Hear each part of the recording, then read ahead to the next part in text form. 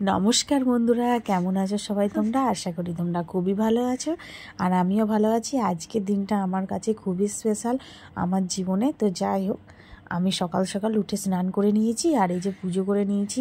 গোপুসোনাদের ঘুম থেকে উঠিয়ে ওদের সোয়েটার পরিয়ে দিয়েছি, ঠান্ডাটা একটু একটু আছে। আর আমি চললাম সামনেই আমাদের পাশের বাড়ি কালী মন্দিরটা আর হনুমান মন্দিরটা, সেখানে আমি পুজো দেবো। আর পুজো দেওয়ার পর আমি বেরিয়ে যাব আমার মায়ের কাছে। তো চলো পুজো দিয়ে আসি। পুজো দিয়ে চলে এসেছি, তারপরে আমি চললাম টোটো করে, আমি বাবু আর বাবাই, আমরা তিনজন মিলে আমি যাচ্ছি আমার মায়ের কাছে। তো ওখানে আজকের দিনটা হলো আমার জন্মদিন, তো সেই উপলক্ষে মা আমাকে বলেছে চলে যেতে। কোনো বছর যাওয়া হয় না, আর এই বছর জন্মদিনটা আমার রবিবারে পড়ে গেছে। তো রবিবার বলে ছেলে মেয়ের স্কুলও ছুটি আর টিউশনও নেই, তাই ভাবলাম মায়ের কাছ থেকে ঘুরে আসি। তো যাই হোক, জন্মদিনের দিনটা আমার খুবই ভালোই কেটেছিল।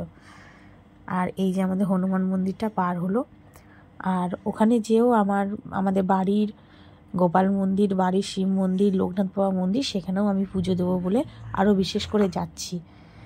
তো চলো যাওয়া যাক। আমি ঢুকে গেছি আর আমাদের গ্রাম। তো এই যে, আর এইটা হলো আমাদের দুর্গা মন্দির। আমি এখান থেকেই প্রণাম করিয়ে নিলাম মা দুর্গাকে। আর এটা হলো এই যে তিনটে মন্দির পরপর, এই তিনটে মন্দিরের মধ্যে মাঝের মন্দিরটা আমাদের। তো যাই হোক, আমি চলে এসেছি বাড়ি এসেই আগে চলে এসেছি আমাদের শিব মন্দির। এটা আমাদের শিব মন্দির, এখানে আমার বাবা রোজ পুজো করে। আর বাবা শিবকে আমি প্রণাম করলাম। এই যে আমাদের শিব, আর বাবাইও প্রণাম করছিল, বাবাইও আমার সাথে এসেছিল। আর এইদিকে আমাদের গোপাল মন্দির। আমি ভেতরটা তোমাদেরকে দেখাতে পারলাম না, আমি বাইরে থেকেই প্রণাম করলাম। আর চাবিটা আমার বাড়ি থেকে আনিনি, চাবিটা আমার বাড়িতেই আছে। আমি বাইরে থেকে প্রণাম করে নিলাম আর খুললাম না। আর এটা হলো শিব মন্দির। তো কিছু বছর আগে আমাদের গোপাল মন্দিরে একটা ঘটনা ঘটে যাওয়াতে চাবি দেওয়া থাকে। তো যাই হোক, এই যে লোকনাথ বাবা মন্দির, আমি লোকনাথ বাবাকে ভীষণ মানি। লোকনাথ বাবারও পুজো করে নিয়েছি। আর সবারই পুজো করা হওয়ার পর মা আমাকে দিল আরশে খেতে, আমার ভীষণ প্রিয় একটা খাবার।